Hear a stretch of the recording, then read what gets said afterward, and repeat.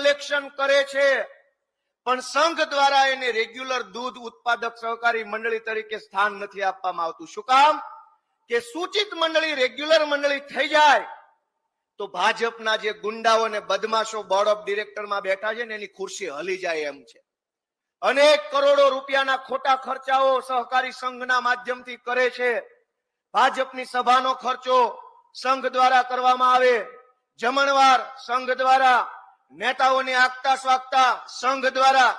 અને હું પૂરી ગંભીરતા અને જવાબદારી સાથે કહું છું કે સી.આર. પાટીલ પ્રદેશ અધ્યક્ષ તરીકે જે ચાર્ટર પ્લાનમાં આખું ગુજરાતમાં ફરી ફરીને ઉડતા હતા એ તમામ ચાર્ટર પ્લાનનો ખર્ચો અલગ અલગ જિલ્લાની સહકારી સંઘ દ્વારા કરવામાં આવ્યો. દોસ્તો, બાપાના પૈસા નથી, આપણા બાપાના પૈસા છે. આપણી માયુએ જે હવારથી સાંજ સુધી ઢોર પાછળ, પશુઓ પાછળ જે મહેનત કરી એ પૈસાથી સી.આર. પાટીલ ચાર્ટર પ્લાનમાં ઉડે એનો ખર્ચો સંઘની અંદર ઉધારવામાં આવે.